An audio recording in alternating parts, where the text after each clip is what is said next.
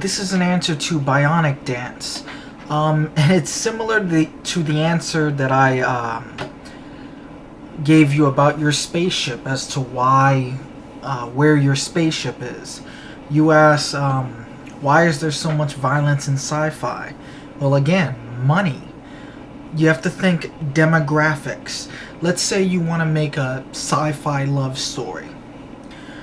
Most women, and I'm sorry, I'm not trying to be sexist, if you want to defy the demographics, stop going to romantic comedies, ladies. Most women, the moment you add space anything in it, they're probably not going to see it. If you took a romantic comedy and set it in space for no reason, they're not going to see it. And the money that it would cost to do those special effects won't be justified by the sales. Another problem is it's a lot easier to predict where we're going to go militarily than socially. It's very difficult to predict social trends. Conflict is the easiest metaphor, well, for conflict. Remember that fighting in most movies, I don't want to say it's a metaphor, but we like to see sex and violence. We like to see those things because, they make the story interesting. Well, you get what I'm saying.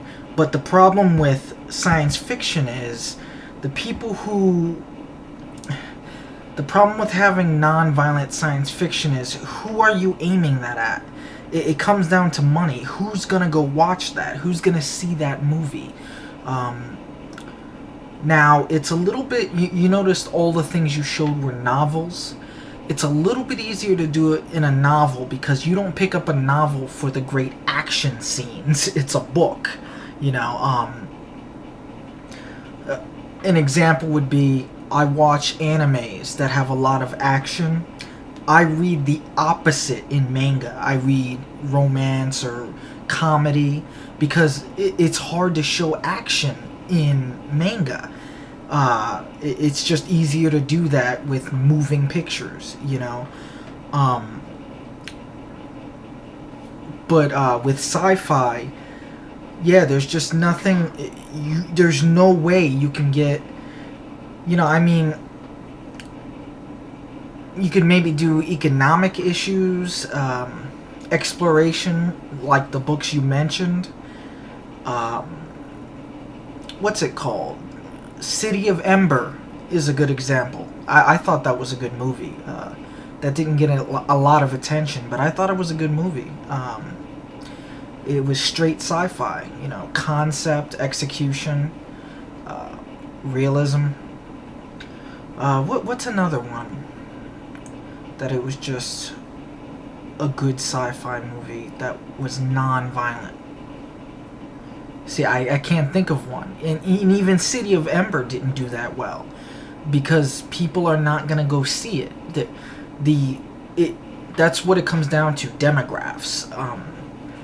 People are not going to spend...